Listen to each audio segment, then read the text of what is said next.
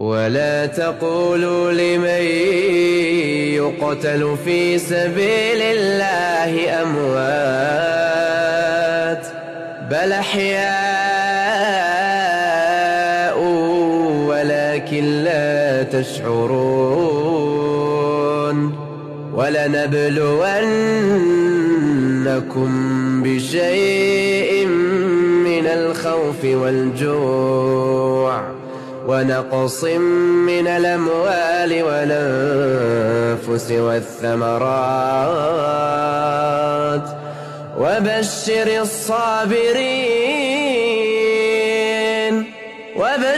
الصابرين الذين إذا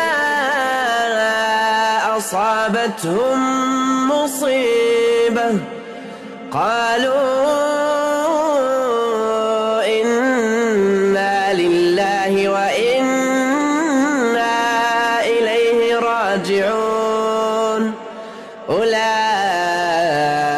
عليهم صلوات من ربهم ورحمة وأولئك